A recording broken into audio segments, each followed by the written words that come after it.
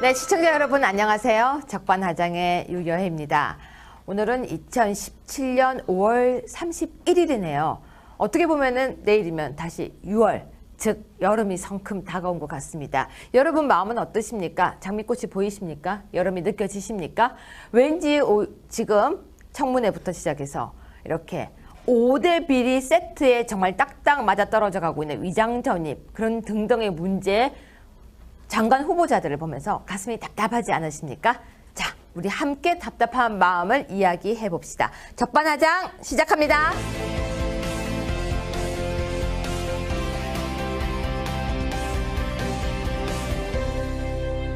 네, 뉴스 완전 정복 시작하겠습니다. 자, 그런데요, 여러분. 총리 후보는 위장 전입에, 공정거래위원장은 다운계약서의 부인 세금 탈루, 장관 후보는 위장 전입에 이중 국적. 이렇게 문재인 대통령이 추천한 인물에 대해서 정말 총체적 난국 상황이 계속되었습니다. 그러자 청와대가 새로운 카드를 던졌습니다. 뉴스 완전 정복에는 그 뉴스를 따라가 보겠습니다. 자, 첫 번째 뉴스입니다. 한번 보실까요? 사드 사기 4개를 추가 반입했다. 다 알려진 사실인데 왜 충격일까? 언론들은 이미 미군 기지 보관 보도했고요. 군에서는 26일 새 안보실장도 여기에 대해서 이야기를 했다. 우리가 보고 안 했다면 안보실장은 어떻게, 벌레 지나가네? 어떻게 알았다는 얘긴가라고 했습니다. 그런데요, 사드는 원래 6기가가 한 세트래요. 근데 이건 저도 알아요. 국민의당 문정부 호들갑은 뒷북이다 라고 얘기를 했고요. 미국 방문 앞두고 왜 이런 상황이 생겼는지 모르겠다라고 하는데요. 자, 위원장님 안녕하세요. 아유, 제가 충격받았습니다. 문 대통령도 충격받았겠지만 제 충격이 더 큽니다. 왜요? 어떻게 해서 대통령께서 네. 사드 1개 포대가 들어오면은 6기가 자동적으로 따라오고 네. 각 기당 8발에서 토탈 48발이라는 사실도 모르면서 어떻게 네. 안보를 자처하는 이 대통령이라 할 수 있어요? 특전사 나오지 않았어요? 아, 그렇죠. 근데 좀 이해가 안 가는 게 네. 아우, 대통령께서 저걸 모르셨다는 게 저는 더 충격적입니다. 근데 보면요, 3월 7일 날 사드 발사대 2기 반입, 3월 16일 날 일일이 공개 안 할 수도 하는데 4월 26일 날 4기 추가 반입 사실 채널이 이미 확인됐대요. 저 정도는 대통령 보고사항 축에도 못 깁니다. 대통령은 큰 틀에서 사드가 배치됐구나 하는 것만 아시면 되는 거지. 그것이 이 1개 포대에, 6개 곱하기 8개. 뭐 이런 식으로까지 세부적으로 알 필요가 있나요? 그러니까 이거는 이 내용과 똑같은 거죠. 연필 한 타스는? 12개? 그렇죠. 아, 제 타스라고 하니까 갑자기 더전이 생각나서 답을 맞췄습니다. 아, 당황했어요. 갑자기 더 전화해야지만. 그렇죠, 12개. 그러면 달걀 한 판은? 아, 잘 모르겠네, 한 판은. 한 판은 또 기억이 안 나요? 30알. 아, 30알. 30알. 이렇게 우리가 기본적으로 숫자가 있잖아요. 그럼요. 예. 근데 저 담배 한 갑은 몇 개 되는지 잘 모르겠어요. 20개? 저도 담배를 못 피워서. 담배는 20개인가요? 네, 20개 맞대요. 그러니까 그런 식으로 기본이 있잖아요. 맞습니다. 이것도 기본이라는 거죠. 저런 거를 영어로는 ABC라고 그럽니다. 아, 독일어로는 아베체입니다. 아, 역시 우리가 국제적이군요. 네. 자, 그러면 계속 볼 건데요. 자유한국당의 정준길 대변인 잘 아시죠? 네, 잘 알죠. 네, 정준길 대변인은요, 사드 1개 포대가 6기 발사대로 구성됐다는 건 이미 알려진 사실이다. 이걸 몰랐다면 무능하다는 것이고, 아니면 마치 사드를 추가 배치한 것처럼 논란을 불러일으킨다는 것이다 라고 논평을 했습니다. 역시 우리 정준길 대변인 참 대단하십니다. 정확한 말 아닌가요? 정확하게 하신 거죠. 그리고 사실은 저는 네. 좌파들이 좀 꼼수가 있잖아요. 네. 근데 지금 현 집권당을 바치고 있는 범좌파들은 네. 좀 세련된 좌파들이에요. 네. 그래서 꼼수가 수준이 높아서 보통 국민들을 오도를 하고 있는 거죠. 이 경우 왜 이런 일이 생겼는지 모르시죠? 네. 이겁니다. 지난번에 검찰에 핵심 모직인 서울중앙지검장하고 네. 검찰국장을 특수활동비 명목으로 해서 하방시킨 거 아시죠? 아, 알죠. 왜 그랬는지 아세요? 그건 잘못했으니까 잡힌 거 아니에요? 법무부의 최고 요직이 검찰국장이고요. 네. 그 다음에 지검장급에서는 최고 요직이 중앙지검장인데 네. 이 두 사람이 우병우 사단이에요. 정조준에서 이거 팩트인가요? 아, 그럼요. 네. 그리고 특수활동비는 250억 이상 검찰에서 매년 써왔는데 그냥 갈래처럼 돼 있던 거예요. 네. 그래서 그냥 옛날에 하듯이 했을 뿐인데 누군가 붙였다는 거 아니에요? 현장을 잡기 위해서. 그래서 결국은 역으로 쳐서 구시대 유산을 정조준해서 네. 이 검찰개혁의 이름으로 지금 박차를 가하는 거고 이건 네. 국방개혁입니다. 이면에. 네. 한민구 현 국방장관을 비롯해서 네. 구시대 유산들을 정조준하는 거예요. 말도 안 되는 이 충격이라는 특별한 용어를 써가면서 사실 속아내기 작업을 하는 거죠. 그 말이 일리가 네. 있다는 게 지금 충격이라고 했잖아요. 네. 우리가 근데 이 기사를 보면요. YTN에서 이미 4월 26일 날 보도를 했었습니다. 모두가 다 알고 있는 내용이죠. 그리고 우리 정준길 단장의 이야기처럼 6기 발사대로 한 개 포대가 구성된다는 것은 연필 한 타스처럼 다 맞습니다. 알려진 내용입니다. 저도 진짜 이건 알고 있었거든요. 제가 그리 충격받았다고 그랬잖아요. 예. 그런데 정말 뭔가 숨긴 것처럼 뭔가 은밀한 맞습니다. 것처럼 왜 이렇게 심리전을 펼치는 건가? 라는 답을 아까 해주신 거네요. 맞습니다. 그러니까 뭔가 세련되게 하고 있다. 아, 세련되게 하고 있는데 뭐 저 같은 사람한테는 들키는 거죠. 그렇다면 정확하게 할 수 있겠네요. 몰랐으면 무능한 거고, 그렇죠. 그리고 알고 이렇게 했다면 시선 돌리기? 시선 돌리기에 이제 저희가 있기도 하지만은 이걸 빌미로 해서 구시대 주류들, 국방부의 구시대 주류들을 속아내면서 이 국방개혁에 박차를 가하는 거죠. 네, 여러분 보실 때는 어떠십니까? 무능입니까? 시선 돌리기입니까? 두 번째 뉴스 보겠습니다. 자, 두 번째 뉴스는요, 강경화. 강경화 장관 후보. 예. 그런데요, 이번 말이 많습니다. 처음에 나왔을 때 사람들이 신선하다고 했었어요. 그렇습니다. 이렇게 은발 확 날리고 나왔을 때 여자 외교부 장관 너무 멋있다라고 했었는데요. 처음에 또 공개도 했잖아요. 네. 나 딸 때문에 위장 전입했습니다. 용서해 주세요. 그것도 했잖아요. 네. 그때 너무 신선하다는 거예요. 나머지는 아무 문제가 없겠구나. 그런데요. 병력 비리 빼고 다 걸렸대요. 아이고, 그럼 5개 중에 4개가 다 만점이에요. 만점이네요. 그렇죠. 우리가 5점 만점이 아니고 5점에서 4점 이상이면 일단 평균 그럼 넘어섰으니까. 저분이 능력은 검증이 된 분인가요? 그건 저한테 묻지 마시고요. 저한테 한번 물어보세요. 안 물을래요. 아무도 그거에 대해서 이야기를 못 하더라고요. 제가 그까지 지금 아직 검증해 드릴까요? 진도가 안 들어가는 거죠. 그까지는 왜냐하면 능력 검증을 하려면 도덕성을 패스해야 되거든요. 아, 그 1단계 테스트군요. 1단계 예를 들어서요. 처음에 딱 만났을 때 그 사람이 진실한지 아닌지를 보기 전에 뭐부터 봅니까? 일단 외모부터 보죠. 아, 그렇군요. 외모 통과. 외모라는 건 제가 얘기한 건 얼굴이 아니에요. 기본 조건이에요. 조건. 아, 알겠습니다. 5대 비리, 5대 비리가 여기서 제가 얘기하는 그 외모. 포장이라는 얘기예요. 역시 기본 뭐. 철칙을 세웠잖아요. 5가지. 5가지 철칙에도 안 맞았잖아요. 그러면 그 이상 들어가서 실력을 검증할 필요가 없다는 거죠. 제가 한마디 여담만 할까요? 해주세요. 이 외교부에서 이 우리 강 장관 후보처럼 이 변방 출신이 오게 되면은 개혁이 상당히 어렵습니다. 대한민국에서 슈퍼 엘리티즘이라고 해서 네. 초엘리트주의로 똘똘 뭉쳐 있는 데가 외교부예요. 네. 이 외교부에서 대개 이제 성진골이 누군가 하면은 소위 말해서 서울대 외교학과를 나와가지고 외교부도 성골 진골이 있어요. 아우 성진골이 압도적으로 지배하죠. 아니 2017년 대한민국에 그런 게 있단 말이에요? 귀족 집단이에요. 자기들끼리 리그에서는. 그래요? 서울대 외교학과 나와서 외시한 사람들이 성진골 그룹이에요. 그 안에서. 성진골. 그러면은 육두품은 누구예요? 육두품은 뭐 다 변방들이죠. 뭐. 아, 그래요? 네. 근데 잠깐만요. 우리가 육두품 진골, 성골 말고 이거 잠깐만 한번 볼게요. 제가 좀 더 설명드려야 되겠습니까? 그래서 네. 외교부는 전통적으로 최고 엘리트들은 정무를 합니다. 네. 정무는 대개 양자 외교예요. 참고로 그 상하이 총영사이셨습니다. 네. 네, 상하이 총영사였습니다. 그다음 두 번째는요 다자 외교가 있어요. 네. 다자 외교의 중심은 유엔입니다.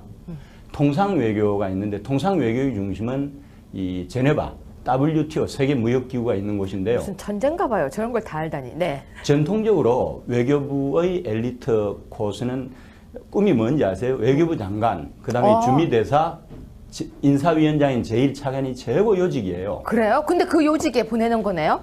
아니죠. 이렇게 다자 외교 출신이거나 통상 외교 출신들은 외교부 1차관이 된 전례도 없고 그 다음에 주미대사가 된 전례도 없고 외교부 장관이 된 전례가 없습니다. 그러니까 그 전례를 깨고 지금 되는 거네요. 외부인이잖아요. 그러니까 전례를 깨고 지금 올라가는 거네요.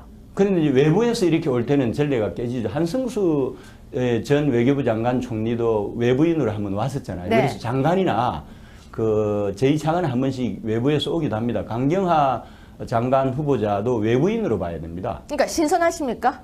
저는 사실 역량에 대한 테스트를 해야 된다는 게 다자 외교가 유엔이 중심인데요. 유엔 외교부에서 주미 대사관의 공사 탐사관 부국장을 했고 본부에서 유엔 기구 유엔 기구 국장을 했는데요. 말하자면은 다자 외교 국장을 했잖아요.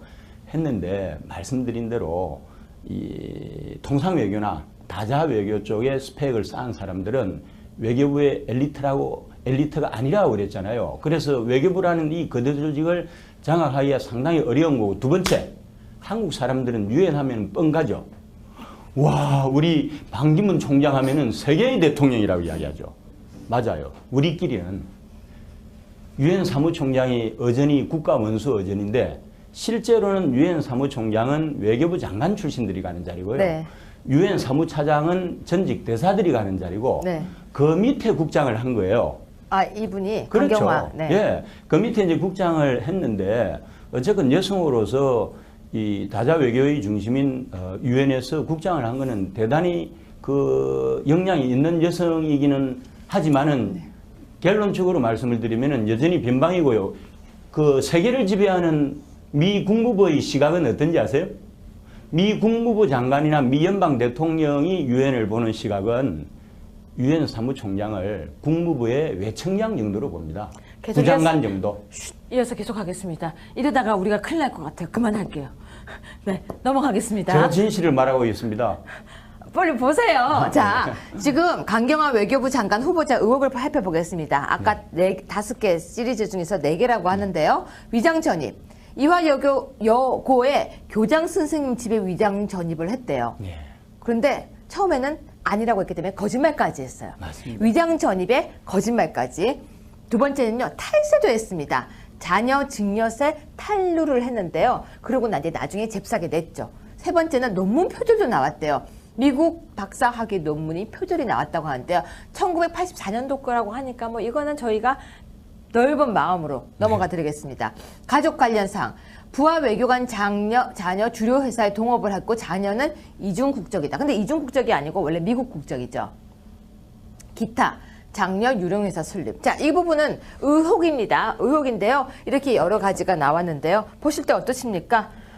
통과돼야 된다고, 임명돼야 된다고 생각하십니까? 저는 개인적으로는 네. 사실은 이제 미국도 그렇지만은 뭐 도덕성을 100%로 두면은 14세기 중세 시대 신부를 찾아야 됩니다. 네. 현대 국가에서 완벽한 도덕성을 갖춘 사람은 없는 거고 능력 위주로 가야 되고 도덕적인 형결이 좀 있더라도 능력이 출중하면은 뽑아야 된다는 주의인데 저분께서는 세간에 알려진 거하고 달리 사실은 외교부 장관으로서 가기에는 스펙이 많이 따라주지 않는다는 이야기예요. 왜냐 아까 말씀드린 양자 외교잖아요. 우리가 남북 분단 상황을 겪고 있고 북핵이 상당히 중요하지 않습니까? 여기서는 양자 외교, 한미, 한중, 한일이 중요한 것이지 유엔과 같은 다자 외교 중심에서 유엔이 할 수 있는 일은요. 안보 문제하고 인권 문제하고 기하 문제 외에는 할 수 있는 일이 생각보다 없습니다. 그럼에도 불구하고 우리가 아까부터 제가 말씀드렸지만 그 부분을 들어갈 필요가 없다니까요, 지금.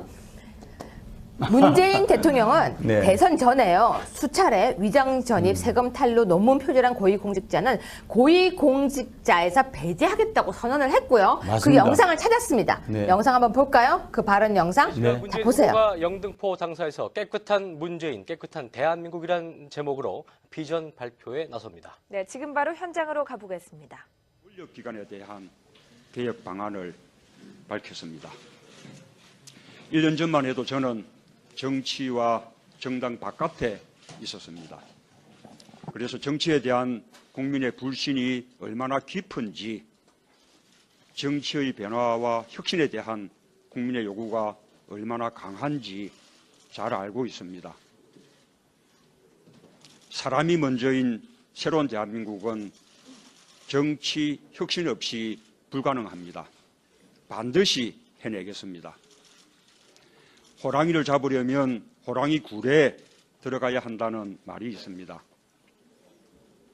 정치에 뛰어들어 민주통합당을 창당하는 과정에 함께한 저의 심정이 그러했습니다. 새로운 대한민국, 새로운 정치에 대한 저의 소명을 받아들이는 순간 문제가 있는 곳, 그 한가운데에 뛰어들어 문제를 해결하는 것이 가장 확실하고 책임지는 자세라고 생각했습니다. 저는 지난 월요일 대통령을 포함해 정치권이 기득권과 특권을 내려놓아야 하고 이를 실천하기 위한 방안으로 책임 총리제, 선거제도 개혁, 지역구 축소와 비례대표 확대, 선거구 획정위원회의 독립기구화, 그리고 공천권을 국민에게 돌려드리는 방안에 대해 말씀드렸습니다. 품격 있는 상생의 정치를 위해 여야정 정책협의회를 상설화하겠다는 약속도 드렸습니다. 어제는 검찰, 경찰 등 권력기관이 정의를 바로 세우고 국민을 위한 기관으로 거듭나도록 하기 위한 방안으로 정치검찰 청산, 대검 중수부 수사기능 폐지, 검사의 청와대 파견 금지, 법무부의 탈검찰화와 함께 고위공직자 비리수사처 신설, 검경 수사권 조정에 대해 말씀드렸습니다.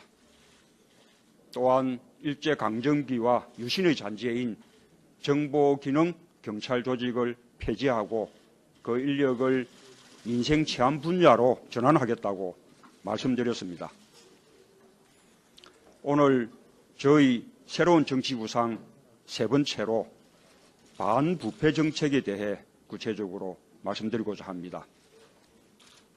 우리 사회에 만연한 부정부패를 청산하기 위해 첫째, 국가청렴위원회를 부활하겠습니다.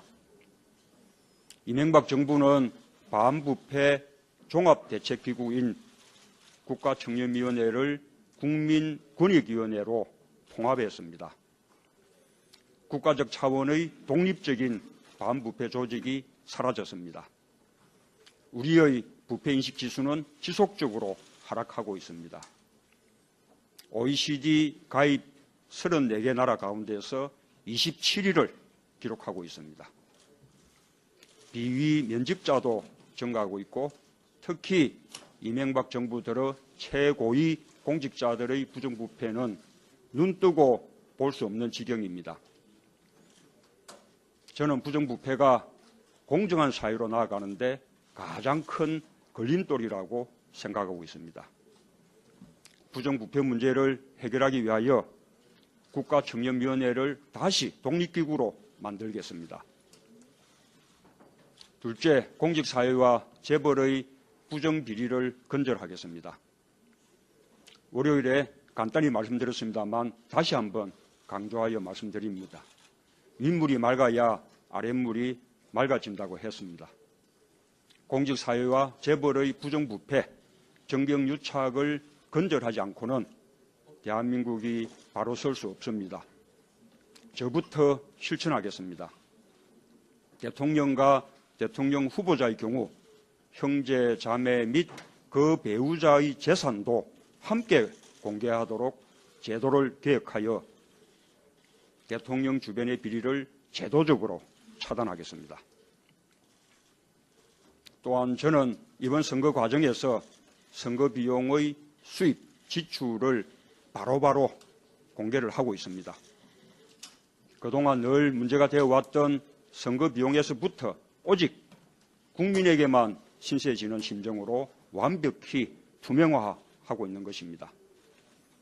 뇌물, 알선수재, 알선수뢰, 배임, 횡령을 5대 중대 부패범죄로 규정을 하고 이를 근절하는 건물망 같은 제도적 개혁 장치를 마련하겠습니다. 이들 5대 범죄에 대해서는 기소 단계에서부터 봐주기가 되지 않도록 관련 제도를 개혁하겠습니다. 또한 국민 참여 재판을 하도록 해서 국민의 눈높이에서 처벌 여부를 결정하도록 하겠습니다. 양형 기준을 상향 조정해서 집행유예가 불가능하도록 하고 5대 중대 부패 범죄자에 대해서는 대통령의 사면권을 제한하도록 사면법을 개정하도록 하겠습니다. 이명박 정부 기간 동안 민주정부 하에서 국민적 동의하에 확립한 공직자 임명 기준이 완전히 무너졌습니다. 부동산 투기, 세금 탈루, 위장전입, 병력 비리, 논문 표절이 이명박 정부 공직 임용의 필수 조건이라는 말까지 생겼습니다. 5대 중대 부패 범죄자와 함께 이 5가지 사항에 해당하는 경우 절대 공직자로 임용하지 않겠습니다. 특히 이러한 사항을 담은 엄격한 공직자 인사검증 매뉴얼을 만들고 이를 법제화하겠습니다. 셋째, 공직사회와 재계의 검은 유착을 차단하겠습니다. 공직자들이 퇴직 후 유관기관이나 대규모 법무법인에 취업하여 사실상 로비스트로 활동하는 것은 공공연한 비밀입니다. 공직사회가 정치 권력보다 시장 권력에 장악되어 국민보다는 업계의 이익을 대변한다는 그런 말까지 나오는 상황입니다. 이를 바로잡아야 합니다. 그래야 국민을 위한 정책 수립과 엄정한 법 집행이 가능합니다. 공직자의 유관기관 취업 제한 제도를 보다 강화하고 그 대상 범위를 법무법인 등으로 확대하겠습니다. 공직자가 퇴직 관료와 접촉 시 부처 감사관실에 서면 보고하도록 의무화해서 부적절한 로비를 차단하겠습니다. 넷째, 뿌리 깊은 부패 구조를 청산하기 위하여 공직사회뿐만 아니라 민간 영역까지 공직신고자 보호제도를 강화하도록 하겠습니다. 권력형 부정부패나 기업의 비리는 내부자의 제보 없이는 이를 적발하여 처벌하기 어려운 점이 있습니다. 이런 점에서 부정부패를 추방하려면 사정당국의 적극적인 역할, 또 제도적 개혁과 함께 내부의 공익신고를 활성화하여야 합니다. 그러나 공익신고자가 제보로 인해 갖게 되는 부담에 비해서 이들을 보호하는 제도는 미흡한 것이 현실입니다. 공익신고로 인해 불이익이나 처벌을 받지 않도록 확실히 제도를 정비하겠습니다. 공공영역의 공익신고자 보호를 위한 더 체계적인 절차를 마련하고 피해 회복뿐만 아니라 사전보호 조치를 강화하겠습니다. 민간 영역에 있어서도 공익신고의 적용 범위를 확대하고 신고자의 신분 노출을 방지하는 등 사전보호를 철저히 하겠습니다. 나아가 구제조치의 실효성을 보완하고 포상제도를 강화하여 공익신고자들이 문제없이 사회생활을 할 수 있도록 확실한 개혁을 하겠습니다. 앞서 말씀드린 내용 외에도 기득권을 내려놓는 정치, 정의와 인권을 위한 공권력, 부정부패 없는 공정한 사회를 만들기 위해 우리 새로운 정치위원회 및 반부패 특별위원회가 구체적이면서도 좋은 방안을 마련해 주실 것으로 기대합니다. 감사합니다. 자, 어때요? 보시니까 이렇게까지 말을 했는데 본인이 이렇게 우기기는 좀 그렇죠? 사실 두 가지가 다 안 되는데 네. 어쩔 수가 없지 않습니까? 좀 안타깝죠. 그 멋있는 여성인데. 자, 어떠십니까, 여러분? 이명박 정부 때 잘못한 공직자 인선에서 절대 똑같이 본인은 하지 않겠다고 했던 문재인 대통령의 발언. 지켜야죠. 지켜야죠. 넘어가겠습니다. 자, 개성공단 재개 기사인데요. 유엔 안보리 결의 위반이라고 합니다. 문재인 정부가 검토하고 있는 개성공단 체계는 유엔 안전보장이사회 안보리라고 하죠. 결의에 위반하는 것일 수 있다는 지적이 계속 일어나고 있는데요. 이 지적을 문재인 대통령 핵심 참모에게 지적을 했다는데 회의적으로 나왔다고 합니다. 이거 왜 이런 겁니까? 최근에 네. 미 연방 하원 군사위원장하고 네. 미 연방 상원 외교위원회 동아태 소위원장 왔잖아요. 네. 그 하원 군사위원장이 쏨베리가 네. 사실은 상당히 그 대북 강경론자예요. 이분들이 방한을 해서 한국의 주요 인사들을 만나면서 사실은 메시지를 던졌잖아요. 네. 그래서 뭐 이 어원 외교를 하는 사람들 귀 기울일 필요가 없다고 하지만 미국은 북핵 문제에 대해서는요, 민주공화 양당이 초당적입니다. 입법부, 행정부 상관없이 하나의 의견으로 가요. 네. 그래서 우리가 단순히 하원의 군사위원장 정도의 의견으로 폄하하면 절대 안 된다는 겁니다. 네. 지금 문재인 대통령께서 제가 지난번에 한번 이야기할 때는 그래도 이제 강한 압박과 네. 대화로 해서 트럼프와 뜻을 같이 하는 거로 일부 궤도 수정을 한 줄 알았더니 이분께서 여전히 본질이 안 변하고 있다는 생각을 하고 있습니다. 네. 놀랜드 부소장은요, 이 사람은 국제경제연구소 부소장인데요. 네. 개성공단 문재인 정부 그리고 유엔 안보리 결의는 2321호라는 글에서 문재인 정부의 통일 외교 안보 특별보좌관이 남북관계 개선을 옹호하면서 개성공단의 조기 재가동과 금강산 관광 재개 가능성을 제시했다라고 밝히면서요.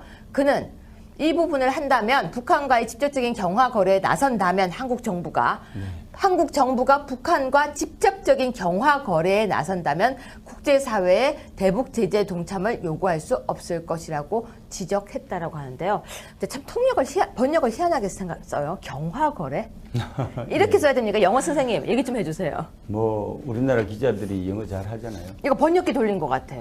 그렇죠. 아니 그런데 실제로 많은 이 오역이 있습니다. 네. 한국 기자들이 정밀한 과정을 거치지 않고 뭐 어쩔 수 없죠. 뭐. 왜냐면요. 이 내용 보면요. 유엔 회원국 금융기관의 북한 내 사무소 및 은행 계좌 개설을 금지하며 투자 보호를 금지한다. 즉 재계는 유엔 안보리 결의 위반 맞네요. 우리 대한민국이 네. 이 개성공단 사업을 재개를 하게 되면은 우리도 제재 대상국이 된다는 사실 아십니까? 여기서 얘기해 줬어요. 그렇죠. 네. 거기 들어가 있잖아요. 네. 그래서 이 메시지를 잘 읽어야 됩니다. 이 한 개인도 나홀로 살 수가 없듯이 네. 한 국가도 나홀로 살 수가 없어요. 지 혼자서 국제적인 맹화로 살겠다면 되는데 우리나라는 주변 사강하고 공동 운명이잖아요. 네. 그러면은 주변 사강을 존중하면서 같이 가야 되는 특히 우리의 혈맹인 미국의 의사를 존중해야 된다는 이야기입니다. 결국 유엔 안보리 결의 위반이 맞는 거네요. 그대로 가면은 그렇죠. 네, 그다음 뉴스 보겠습니다. 네. 혹시 위원장님 죽어서 개쓰레기 신세 될 줄이야. 이거 무슨 내용인지 아시겠어요? 저거 독해가 저렇게 난해한 문장은 처음 봤어요. 강아지 키우십니까? 키우는데 제 집 강아지는 저하고 위계 질서에서 침대에서는 저하고 동급이고 식탁에서는 제가 조금 높아요. 강아지 키우신 지 얼마 되셨어요? 키운 지 꽤 오래됐죠. 이 애가 14년 등록하셨습니까? 등록은 안 했는데 98세예요. 아니 그 등록 안 하셨어요? 예. 벌금 35만 원 있네요. 몰랐습니다. 2014년 10월경부터 반려견 등록제가 시작되었습니다. 그래서요. 그렇습니까? 등록을 하지 않으면 35만 원 정도 대충 과태료를 부과하게 되어 있습니다. 제가 모시고 사는데 노인네를 98세. 상관없습니다. 등록을 안 하시면요. 과태료거든요. 어휴 돈 벌었네. 그런데 빨리 등록하겠습니다. 그게 아니라요. 너무 이상한 거는 16% 정도가 등록을 했대요. 유기견 방지를 위해서 이 제도를 만들었는데 국민들이 등록을 하지 않고 있다고 합니다. 그 이유 중에서 우리나라는 굉장히 반려견에 대한 애착심이 강함에도 불구하고 네. 등록에 대한 거부감은 강하대요. 두 번째는 제도가 칩을 심거나 아니면 목에 목걸이를 달게 되어 있는데요. 네. 칩을 심는 거에도 거부감이 있대요. 자식으로 생각하는 거죠. 좀 그런 게 있죠. 또 하나는 우리나라는 정말 보신탕이라는 먹는 문화가 아직도 있다는 거예요. 네. 그렇기 때문에 이 정말 동물에 대한 위치가 되게 강아지에 대한 위치가 애매하다고 합니다. 강아지 지금 노년 노견이라고 하셨잖아요. 98세. 예. 그런데 14년. 만약에 강아지가 내 곁을 떠나고 난 뒤에 네. 어떻게 처리하실 겁니까? 저는 산에 가서 묻어주려고 하고 있죠. 네, 벌금 30만 원이 넘을 겁니다. 한 300만 원 될걸요? 아, 야산에 묻어. 야산 매립죄. 아이고, 이거 뭐 오늘 돈 많이 버네요. 아니 변호사님이 왜 그러십니까? 개법은 잘 몰랐습니다. 개법이 아니고요. 그런데요, 지금 우리 현재 법은요, 네. 강아지가 만약에 죽으면 쓰레기 봉투에 넣어서 버리게 돼 있어요. 너무 심하네요. 그런데 어떤 사람들은 음식물 쓰레기냐 그냥 일반 쓰레기냐까지 질문을 하더라고요. 일반 쓰레기 봉투입니다. 강아지는요 매년 15만 마리가 죽고 있는데 대부분이 야산에 묻으면은 불법 매립이에요. 화장을 하면요. 그래서 지금 그 얘기하는 거예요.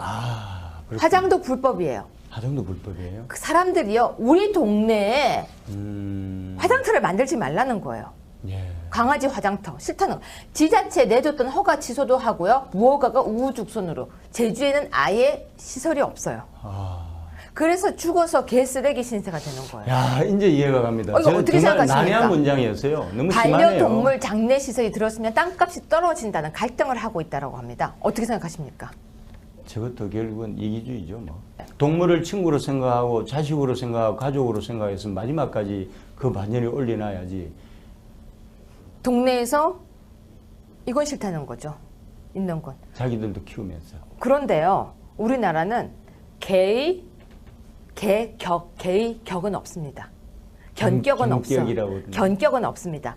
독일은요. 헌법에서 사람 그리고 물건 예. 거기다가 동물 세 가지를 보호하고 있습니다. 독일 그렇군요. 헌법에는. 근데 우리나라는 사람과 물건으로 나누고 있죠. 그럼 개는 결국 우리나라는 물건에 들어갑니다. 물건이군요. 다음 이 부분 저하고 한 번 더 얘기해 보실래요? 재밌을 것 같습니다. 네, 죽어서 개 쓰레기 기사 이 내용이었습니다. 여러분 생각할 거리가 굉장히 많은 기사죠. 그 다음 속보입니다. 김상조 부인 영어 학원장 하면서 소득세 탈루 의혹이라고 합니다. 중앙일보 단독인데요. 김상조 이분 또 의혹이 터졌습니다. 김상조 공정거래위원장 후보자 부인 조모 씨가 영어 학원장으로 재직하면서 소득세를 탈세한 것으로 포착된다라고 중앙일보가 보도했는데요. 영어 강사 자격이 안 되는데도 영어 강사가 되었다 해서 의혹도 받고 있는데 소득세 탈루까지 있습니다. 어떻게 보십니까? 공정거래위원장은 재벌 검찰이라고 그러잖아요. 근데 이분은 또 그런 사람으로 적격하다면서요. 재벌 검찰 저격수로는 적격자이기는 하죠. 그렇지만은 한국의 대부분의 파워 엘리트들이 지배 엘리트들이 공사구분의 경계에서 헤어나지를 못했고 이분도 그 중에 한 분이네요. 결국은. 공정거래위원장이 공정하지 않는 모습을 보면서 한마디를 짧게 요약해 주십시오. 구시대 기득권 세력들의 초라한 자상이죠. 넘어가겠습니다. 네. 자, 혹시 서울로 7017 이곳 아십니까? 언뜻 들어본 것 같습니다. 언뜻요. 서울역에 있는 하늘공원 말씀하시는 거죠? 왜 또 하늘공원입니까? 올라만 가면 다 하늘공원입니까? 그렇죠. 하늘이. 네, 여기는요, 지금 서울역 고가 보행길인 서울로 7017인데요. 개장 10일 만에 투신 자살 사건이 발생했습니다. 32살의 카자흐스탄인이 밤 11시 50분에 고가 보행길에 스스로 떨어졌다고 합니다. 서울로가 이미 개장하기 전부터요. 투신사고 빈발할 수 있다라고 지적이 나왔고요. 그 우려에 의해서 계속해서 좀 고가를 높이자라고 난간을 높이자라는 이야기가 나왔었는데도 불구하고 왜 대책을 박원순 시장은 세우지 않았을까요? 왜 무시를 했을까요? 그 목소리에 대해서. 자, 여기 위인데요. 보세요. 여기가요, 자살 충동을 느끼기 좋은 곳이라는 말도 있습니다. 자, 보시면 어떠십니까? 지금 서울로가 아니라 자살로가 되어버린. 근데 그런 사건이 발생하면 다른 사람들 왔다 갔다 할 때도 굉장히 두려움이 있고요. 그렇죠. 예. 또 맞습니다. 갑자기 단어가 생각 안 나는데 이게 무슨 효과도 있대요. 갑자기 단어가 생각 안 났어. 무슨 베르테르 효과인가? 맞죠? 베르테르 효과 맞죠? 네. 베르테르 효과라고 해서 따라하기 그 효과가 있대요. 어떻게 어. 보십니까?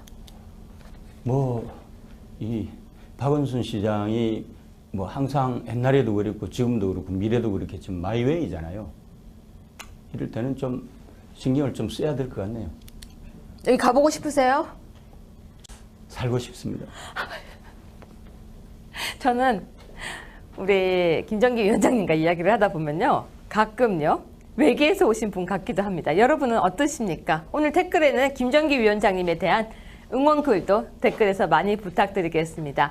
자, 여러분 오늘 뉴스 정보 하나하나 보니까 어떠십니까? 사실 개쓰레기 이 부분은 제가 굉장히 관심이 많습니다. 저는 우리나라도 동물에는 격이 있어야 된다고 생각합니다. 독일은요. 개에게는 의무와 그리고 해야 할 개의 의무와 개의 권리가 있습니다. 개의 권리까지. 네, 개는요 산책을 받을 권리가 있고요. 견권이네요, 그러니까. 견권입니다. 예. 그리고 개는 공부를 해야 될 의무가 있습니다. 공부를 해야 될 의무도 있어요. 사람 물지 마, 앉아, 이리 와, 그리고 안 돼에 대한 공부죠. 자, 여러분 이 부분은 다음에 다시 이야기를 한번 독일이 나눠보겠습니다. 참 멋있는 나라네요. 고맙습니다.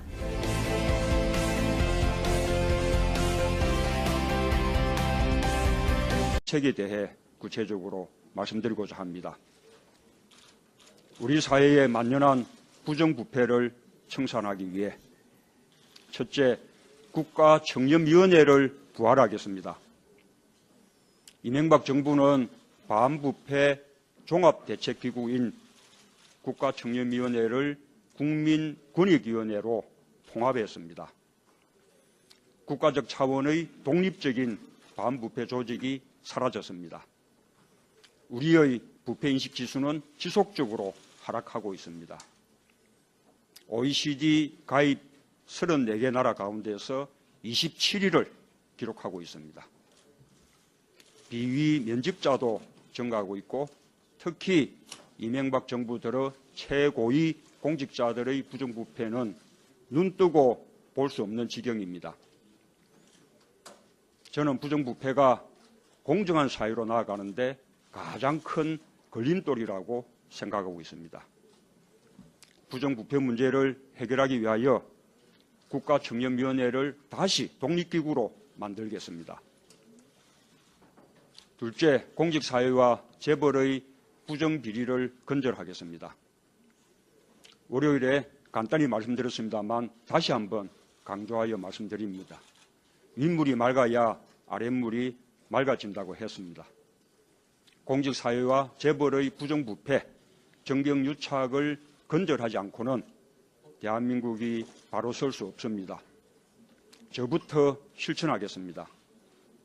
대통령과 대통령 후보자의 경우 형제, 자매 및 그 배우자의 재산도 함께 공개하도록 제도를 개혁하여 대통령 주변의 비리를 제도적으로 차단하겠습니다. 또한 저는 이번 선거 과정에서 선거 비용의 수입, 지출을 바로바로 공개를 하고 있습니다. 그동안 늘 문제가 되어왔던 선거 비용에서부터 오직 국민에게만 신세지는 심정으로 완벽히 투명화하고 있는 것입니다. 뇌물, 알선수재, 알선수뢰, 배임, 횡령을 5대 중대 부패범죄로 규정을 하고 이를 근절하는 그물망 같은 제도적 개혁 장치를 마련하겠습니다. 이들 5대 범죄에 대해서는 기소 단계에서부터 봐주기가 되지 않도록 관련 제도를 개혁하겠습니다. 또한 국민 참여 재판을 하도록 해서 국민의 눈높이에서 처벌 여부를 결정하도록 하겠습니다. 양형 기준을 상향 조정해서 집행유예가 불가능하도록 하고 5대 중대 부패 범죄자에 대해서는 대통령의 사면권을 제한하도록 사면법을 개정하도록 하겠습니다. 이명박 정부 기간 동안 민주정부 하에서 국민적 동의하에 확립한 공직자 임명 기준이 완전히 무너졌습니다. 부동산 투기, 세금 탈루, 위장전입, 병력 비리, 논문 표절이 이명박 정부 공직 임용의 필수 조건이라는 말까지 생겼습니다. 5대 중대 부패 범죄자와 함께 이 5가지 사항에 해당하는 경우 절대 공직자로 임용하지 않겠습니다. 특히 이러한 사항을 담은 엄격한 공직자 인사검증 매뉴얼을 만들고 이를 법제화하겠습니다. 셋째, 공직사회와 재계의 검은 유착을 차단하겠습니다. 공직자들이 퇴직 후 유관기관이나 대규모 법무법인에 취업하여 사실상 로비스트로 활동하는 것은 공공연한 비밀입니다. 공직사회가 정치 권력보다 시장 권력에 장악되어 국민보다는 업계의 이익을 대변한다는 그런 말까지 나오는 상황입니다. 이를 바로잡아야 합니다. 그래야 국민을 위한 정책 수립과 엄정한 법 집행이 가능합니다. 공직자의 유관기관 취업 제한 제도를 보다 강화하고 그 대상 범위를 법무법인 등으로 확대하겠습니다. 공직자가 퇴직 관료와 접촉 시 부처 감사관실에 서면 보고하도록 의무화해서 부적절한 로비를 차단하겠습니다. 넷째, 뿌리 깊은 부패 구조를 청산하기 위하여 공직사회뿐만 아니라 민간 영역까지 공직신고자 보호제도를 강화하도록 하겠습니다. 권력형 부정부패나 기업의 비리는 내부자의 제보 없이는 이를 적발하여 처벌하기 어려운 점이 있습니다. 이런 점에서 부정부패를 추방하려면 사정당국의 적극적인 역할, 또 제도적 개혁과 함께 내부의 공익신고를 활성화하여야 합니다. 그러나 공익신고자가 제보로 인해 갖게 되는 부담에 비해서 이들을 보호하는 제도는 미흡한 것이 현실입니다. 공익신고로 인해 불이익이나 처벌을 받지 않도록 확실히 제도를 정비하겠습니다. 공공영역의 공익신고자 보호를 위한 더 체계적인 절차를 마련하고 피해 회복뿐만 아니라 사전 보호 조치를 강화하겠습니다. 민간 영역에 있어서도 공익신고의 적용 범위를 확대하고 신고자의 신분 노출을 방지하는 등 사전 보호를 철저히 하겠습니다. 나아가 구제 조치의 실효성을 보완하고 포상제도를 강화하여 공익신고자들이 문제없이 사회생활을 할 수 있도록 확실한 개혁을 하겠습니다. 앞서 말씀드린 내용 외에도 기득권을 내려놓는 정치, 정의와 인권을 위한 공권력, 부정부패 없는 공정한 사회를 만들기 위해 우리 새로운 정치위원회 및 반부패 특별위원회가 구체적이면서도 좋은 방안을 마련해 주실 것으로 기대합니다. 감사합니다. 자, 어때요? 보시니까 이렇게까지 말을 했는데 본인이 이렇게 우기기는 좀 그렇죠? 사실 두 가지가 다 안 되는데 네. 어쩔 수가 없지 않습니까? 좀 안타깝죠. 그 멋있는 여성인데. 자, 어떠십니까, 여러분?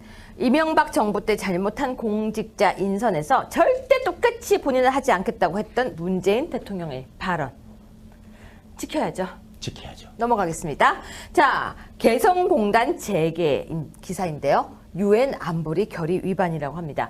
문재인 정부가 검토하고 있는 개성공단 재개는 UN 안전보장이사회 안보리라고 하죠. 결의에 위반하는 것일 수 있다는 지적이 계속 일어나고 있는데요. 이 지적을 문재인 대통령 핵심 참모에게 지적을 했다는데 회의적으로 나왔다고 합니다. 이거 왜 이런 겁니까? 최근에 네. 미 연방 하원 군사위원장하고 네. 미 연방 상원 외교위원회 동아태 소위원장 왔잖아요. 네. 그 하원 군사위원장이 쏨베리가 네. 사실은 상당히 그 대북 강경론자예요. 이분들이 방한을 해서 한국의 주요 인사들을 만나면서 사실은 메시지를 던졌잖아요. 네. 그래서 뭐 이 어원 외교를 하는 사람들 귀 기울일 필요가 없다고 하지만 미국은 북핵 문제에 대해서는요, 민주공화 양당이 초당적입니다. 입법부, 행정부 상관없이 하나의 의견으로 가요. 네. 그래서 우리가 단순히 하원의 군사위원장 정도의 의견으로 폄하하면 절대 안 된다는 겁니다. 네. 지금 문재인 대통령께서 제가 지난번에 한번 이야기할 때는 그래도 이제 강한 압박과 네. 대화로 해서 트럼프와 뜻을 같이 하는 거로 일부 궤도 수정을 한 줄 알았더니 이분께서 여전히 본질이 안 변하고 있다는 생각을 하고 있습니다. 네. 놀랜드 부소장은요, 이 사람은 국제경제연구소 부소장인데요. 네. 개성공단 문재인 정부 그리고 유엔 안보리 결의는 2321호라는 글에서 문재인 정부의 통일 외교 안보 특별보좌관이 남북관계 개선을 옹호하면서 개성공단의 조기 재가동과 금강산 관광 재개 가능성을 제시했다라고 밝히면서요. 그는 이 부분을 한다면 북한과의 직접적인 경화 거래에 나선다면 한국 정부가 북한과 직접적인 경화 거래에 나선다면 국제사회의 대북 제재 동참을 요구할 수 없을 것이라고 지적했다라고 하는데요. 근데 참 번역을 희한하게 써요. 경화 거래? 이렇게 써야 됩니까? 영어 선생님 얘기 좀 해주세요. 뭐 우리나라 기자들이 영어 잘 하잖아요. 이거 번역기 돌린 것 같아요. 그렇죠. 아니 그런데 실제로 많은 이 오역이 있습니다. 네. 한국 기자들이 정밀한 과정을 거치지 않고 뭐 어쩔 수 없죠. 뭐. 왜냐면요, 이 내용 보면요, 유엔 회원국 금융기관의 북한 내 사무소 및 은행 계좌 개설을 금지하며 투자 보호를 금지한다. 즉 재계는 유엔 안보리 결의 위반 맞네요. 우리 대한민국이 네. 이 개성공단 사업을 재개를 하게 되면은 우리도 제재 대상국이 된다는 사실 아십니까? 여기서 얘기해 줬어요. 그렇죠. 네. 거기 들어가 있잖아요. 네. 그래서 이 메시지를 잘 읽어야 됩니다. 이 한 개인도 나홀로 살 수가 없듯이 네. 한국가도 나홀로 살 수가 없어요. 지 혼자서 국제적인 맹아로 살겠다면 되는데 우리나라는 주변 사강하고 공동 운명이잖아요. 네. 그러면은 주변 사강을 존중하면서 같이 가야 되는 특히 우리의 혈맹인 미국의 의사를 존중해야 된다는 이야기입니다. 결국 유엔 안보리 결의 위반이 맞는 거네요. 그대로 가면은 그렇죠. 네, 그다음 뉴스 보겠습니다. 네. 혹시 위원장님 죽어서 개쓰레기 신세 될 줄이야. 이거 무슨 내용인지 아시겠어요? 아, 저거 독해가 저렇게 난해한 문장은 처음 봤어요. 강아지 키우십니까? 키우는데 제 집 강아지는 저하고 위계 질서에서 침대에서는 저하고 동급이고 식탁에서는 제가 조금 높아요. 강아지 키우신 지 얼마 되셨어요?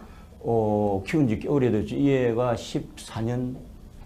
등록하셨습니까? 등록은 안 했는데 98세예요. 아니 그 등록 안 하셨어요? 예. 벌금 35만 원이네요. 몰랐습니다. 2014년 10월경부터 반려견 등록제가 시작되었습니다. 그래서요. 그렇습니까? 등록을 하지 않으면 35만 원 정도 대충 그렇군요. 과태료를 부과하게 되어 있습니다. 제가 모시고 사는데 노인네를.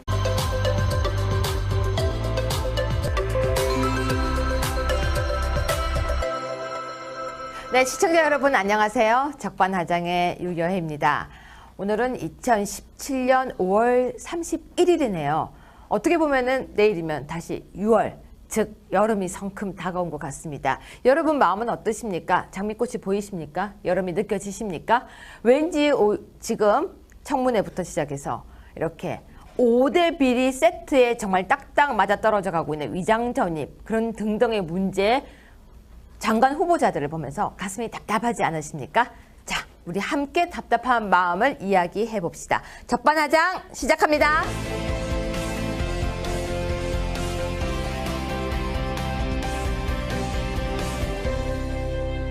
네, 뉴스 완전 정복 시작하겠습니다. 자, 그런데요, 여러분. 총리 후보는 위장 전입에, 공정거래위원장은 다운계약세 부인 세금 탈루, 장관 후보는 위장 전입에 이중 국적. 이렇게 문재인 대통령이 추천한 인물에 대해서 정말 총체적 난국 상황이 계속되었습니다. 그러자 청와대가 새로운 카드를 던졌습니다. 뉴스 완전 정복에는 그 뉴스를 따라가 보겠습니다. 자, 첫 번째 뉴스입니다. 한번 보실까요? 사드 사기 4개를 추가 반입했다. 다 알려진 사실인데 왜 충격일까? 언론들은 이미 미군 기지 보관 보도했고요. 군에서는 26일 새 안보실장도 여기에 대해서 이야기를 했다. 우리가 보고 안 했다면 안보실장은 어떻게 벌레 지나가네?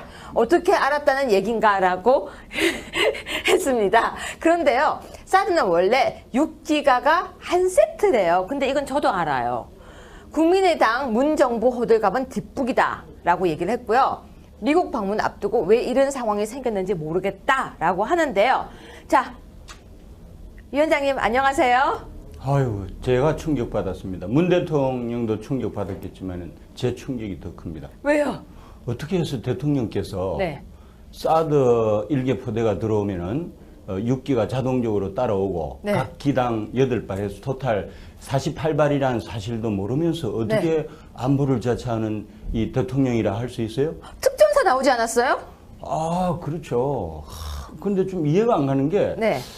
아우, 대통령께서 저걸 모르셨다는 게 저는 더 충격적입니다. 근데 보면요. 3월 7일 날 사드 발사대 2기 반입, 3월 16일 날 일일이 공개 안 할 수도 하는데 4월 26일 날 4기 추가 반입 사실 채널이 이미 확인됐대요. 저 정도는 대통령 보고 사항 축에도 못 깁니다. 대통령은 큰 틀에서 사드가 배치됐구나 하는 것만 아시면 되는 거지. 그것이 뭐, 일개 포대에, 뭐, 6개 곱하기 8개, 뭐 이런 식으로까지 세부적으로 알 필요가 있나요? 그러니까 이거는 이 내용과 똑같은 거죠. 연필 한 타스는 12개? 그렇죠. 아, 거기다가 제 타스라고 하니까 갑자기 더전이 생각나서 답을 맞췄습니다. 아, 당황했어요. 갑자기 더 전화해야지만. 그렇죠, 12개. 그러면 달걀 한 판은? 아, 잘 모르겠네, 한 판은. 한 판은 또 기억이 안 나요? 30알. 아, 30알. 30알. 이렇게 우리가 기본적으로 숫자가 있잖아요. 그럼요, 예. 근데 저 담배 한 갑은 몇 개 되는지 잘 모르겠어요. 20개? 저도 담배를 못 피워서. 담배는 잘 모르겠습니다. 20개인가요? 네, 20개 맞대요. 그러니까 그런 식으로 기본이 있잖아요. 맞습니다. 이것도 기본이라는 거죠. 저런 거를 영어로는 ABC라고 합니다. 아, 독일어로는 아베체입니다. 아, 역시 우리가 국제적이군요. 네.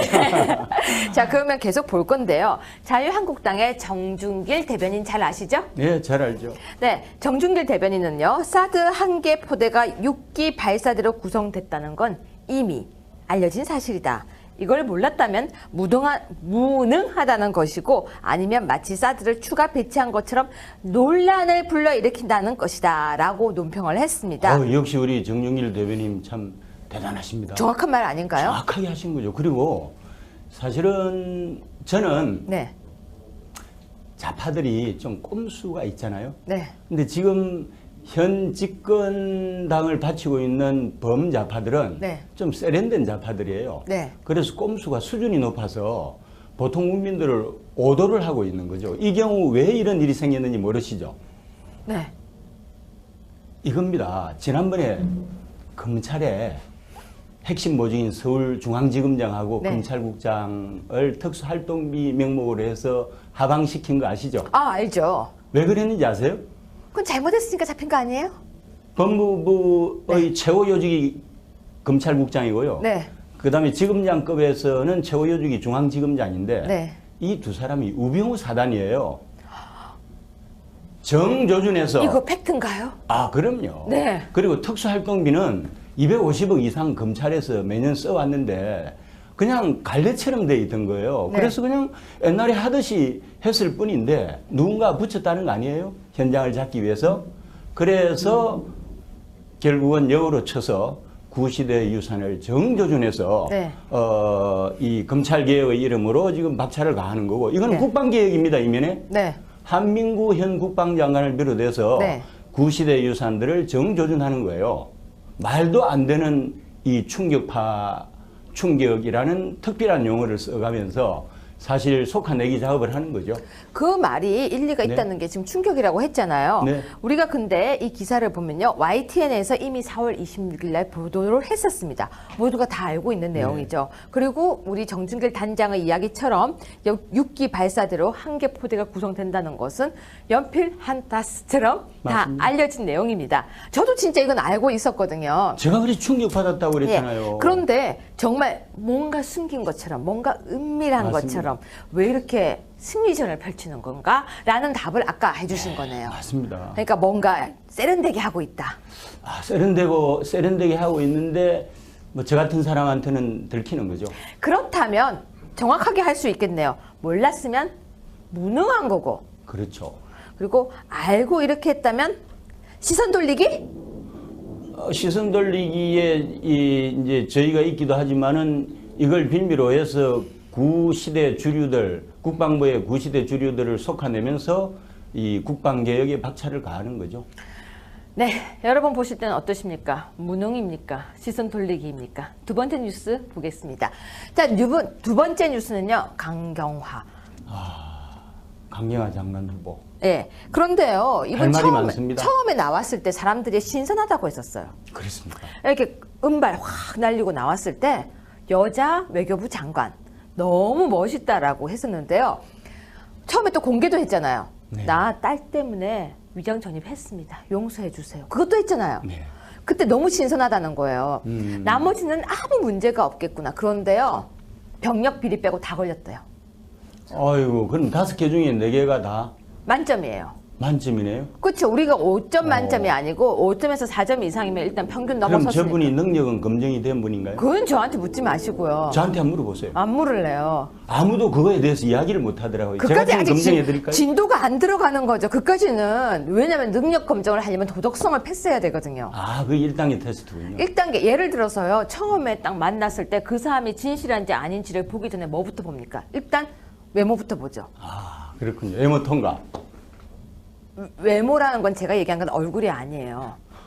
기본 조건이에요. 조건. 아, 알겠습니다. 5대 비리, 5대 비리가 여기서 제가 얘기하는 그 외모. 포장이라는 얘기예요. 역시 기본 뭐. 철칙을 세웠잖아요. 5가지. 5가지 철칙에도 안 맞았잖아요. 그러면 그 이상 들어가서 실력을 검증할 필요가 없다는 거죠. 제가 한마디 여담만 할까요? 해주세요. 이 외교부에서 이 우리 강 장관 후보처럼 이 변방 출신이 오게 되면은 개혁이 상당히 어렵습니다. 대한민국에서 슈퍼 엘리티즘이라고 해서 네. 초엘리트주의로 똘똘 뭉쳐 있는 데가 외교부예요. 네. 이 외교부에서 대개 이제 성진골이 누군가 하면은 소위 말해서 서울대 외교학과를 나와가지고 외교부도 성골진골이 있어요. 아우 성진골이 압도적으로 지배하죠. 아니 2017년 대한민국에 그런 게 있단 말이에요? 귀족 집단이에요. 자기들끼리 리그에서는. 그래요? 서울대 외교학과 나와서 외시한 사람들이 성진골 그룹이에요. 그 안에서. 성진골. 그러면은 육두품은 누구예요? 육두품은 뭐 다 변방들이죠. 뭐. 아, 그래요? 네. 근데 잠깐만요. 우리가 육두품 진골, 성골 말고 이거 잠깐만 한번 볼게요. 제가 좀 더 설명드려야 되겠습니까? 그래서 네. 외교부는 전통적으로 최고 엘리트들은 정무를 합니다. 네. 정무는 대개 양자 외교예요. 참고로 그 상하이 총영사이셨습니다. 네. 네, 상하이 총영사였습니다. 그다음 두 번째는요 다자 외교가 있어요. 네. 다자 외교의 중심은 유엔입니다. 통상 외교가 있는데 통상 외교의 중심은 이 제네바 WTO 세계 무역 기구가 있는 곳인데요. 무슨 전쟁가 봐요. 저런 걸 다 알다니. 네. 전통적으로 외교부의 엘리트 코스는 꿈이 뭔지 아세요? 외교부 장관, 그다음에 주미대사, 인사위원장인 제1차관이 최고 요직이에요. 그래요? 근데 그 요직에 보내는 거네요? 아니죠. 이렇게 다자 외교 출신이거나 통상 외교 출신들은 외교부 1차관이 된 전례도 없고 그 다음에 주미대사가 된 전례도 없고 외교부 장관이 된 전례가 없습니다. 그러니까 그 전례를 깨고 지금 되는 거네요? 외부인이잖아요. 그러니까 전례를 깨고 지금 올라가는 거네요. 그런데 이제 외부에서 이렇게 올 때는 전례가 깨지죠. 한승수 전 외교부 장관 총리도 외부인으로 한번 왔었잖아요. 네. 그래서 장관이나 그 제2차관은 한 번씩 외부에서 오기도 합니다. 강경화 장관 후보자도 외부인으로 봐야 됩니다. 그러니까 신선하십니까? 저는 사실 역량에 대한 테스트를 해야 된다는 게 다자 외교가 유엔이 중심인데요.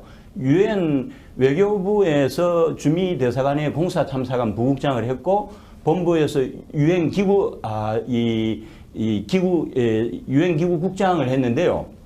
말하자면은 다자 외교 국장을 했잖아요. 했는데 말씀드린 대로 이 통상 외교나 다자 외교 쪽에 스펙을 쌓은 사람들은 외교부의 엘리트가 아니라고 그랬잖아요. 그래서 외교부라는 이 거대 조직을 장악하기가 상당히 어려운 거고, 두 번째, 한국 사람들은 유엔 하면 뻥가죠. 와, 우리 반기문 총장 하면은 세계의 대통령이라고 이야기하죠.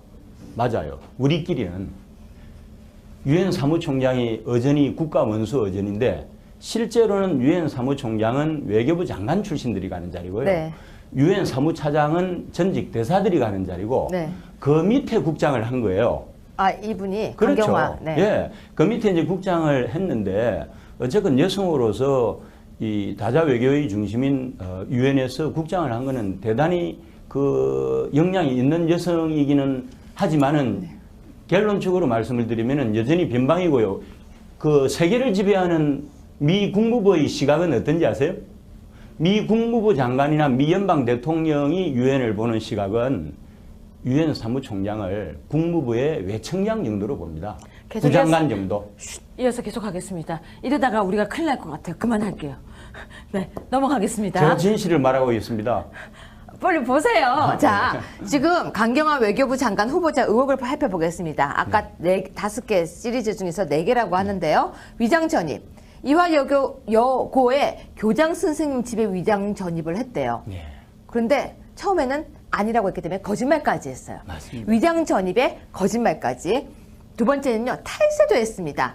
자녀 증여세 탈루를 했는데요. 그러고 나중에 잽싸게 냈죠. 세 번째는 논문 표절도 나왔대요. 미국 박사학위 논문이 표절이 나왔다고 하는데요. 1984년도 거라고 하니까 뭐 이거는 저희가 넓은 마음으로 넘어가 드리겠습니다. 가족 관련 사항. 부하 외교관 자녀 주류 회사에 동업을 했고 자녀는 이중 국적이다. 근데 이중 국적이 아니고 원래 미국 국적이죠. 기타. 장녀 유령회사 설립. 자, 이 부분은 의혹입니다. 의혹인데요. 이렇게 여러 가지가 나왔는데요. 보실 때 어떠십니까? 통과돼야 된다고, 임명돼야 된다고 생각하십니까? 저는 개인적으로는 네. 사실은 이제 미국도 그렇지만은 뭐 도덕성을 100%로 두면은 14세기 중세 시대 신부를 찾아야 됩니다. 네. 현대 국가에서 완벽한 도덕성을 갖춘 사람은 없는 거고 능력 위주로 가야 되고 도덕적인 형결이 좀 있더라도 능력이 출중하면은 뽑아야 된다는 주의인데 저분께서는 세간에 알려진 거하고 달리 사실은 외교부 장관으로서 가기에는 스펙이 많이 따라주지 않는다는 이야기예요. 왜냐 아까 말씀드린 양자 외교잖아요. 우리가 남북 분단 상황을 겪고 있고 북핵이 상당히 중요하지 않습니까? 여기서는 양자 외교, 한미, 한중, 한일이 중요한 것이지 유엔과 같은 다자 외교 중심에서 유엔이 할 수 있는 일은요. 안보 문제하고 인권 문제하고 기하 문제 외에는 할 수 있는 일이 생각보다 없습니다. 그럼에도 불구하고 우리가 아까부터 제가 말씀드렸지만 그 부분을 들어갈 필요가 없다니까요, 지금. 문재인 대통령은 네. 대선 전에요. 수차례 위장 전입, 세금 탈루, 논문 표절한 고위공직자는 고위공직자에서 배제하겠다고 선언을 했고요. 그 맞습니다. 영상을 찾았습니다. 네. 영상 한번 볼까요? 그 발언 영상. 네. 자, 문재인 보세요. 후보가 영등포 당사에서 깨끗한 문재인, 깨끗한 대한민국이란 제목으로 비전 발표에 나섭니다. 네, 지금 바로 현장으로 가보겠습니다. 권력기관에 대한 개혁 방안을 밝혔습니다. 1년 전만 해도 저는 정치와 정당 바깥에 있었습니다. 그래서 정치에 대한 국민의 불신이 얼마나 깊은지 정치의 변화와 혁신에 대한 국민의 요구가 얼마나 강한지 잘 알고 있습니다. 사람이 먼저인 새로운 대한민국은 정치 혁신 없이 불가능합니다. 반드시 해내겠습니다. 호랑이를 잡으려면 호랑이 굴에 들어가야 한다는 말이 있습니다. 정치에 뛰어들어 민주통합당을 창당하는 과정에 함께한 저의 심정이 그러했습니다. 새로운 대한민국, 새로운 정치에 대한 저의 소명을 받아들이는 순간 문제가 있는 곳, 그 한가운데에 뛰어들어 문제를 해결하는 것이 가장 확실하고 책임지는 자세라고 생각했습니다. 저는 지난 월요일 대통령을 포함해 정치권이 기득권과 특권을 내려놓아야 하고 이를 실천하기 위한 방안으로 책임 총리제, 선거제도 개혁, 지역구 축소와 비례대표 확대, 선거구 획정위원회의 독립기구화, 그리고 공천권을 국민에게 돌려드리는 방안에 대해 말씀드렸습니다. 품격 있는 상생의 정치를 위해 여야정 정책협의회를 상설화하겠다는 약속도 드렸습니다. 어제는 검찰, 경찰 등 권력기관이 정의를 바로 세우고 국민을 위한 기관으로 거듭나도록 하기 위한 방안으로 정치검찰 청산, 대검 중수부 수사기능 폐지, 검사의 청와대 파견 금지, 법무부의 탈검찰화와 함께 고위공직자 비리수사처 신설, 검경 수사권 조정에 대해 말씀드렸습니다. 또한 일제강점기와 유신의 잔재인 정보기능 경찰 조직을 폐지하고 그 인력을 민생치안 분야로 전환하겠다고 말씀드렸습니다. 오늘 저희 새로운 정치 구상 세 번째로 반부패 정치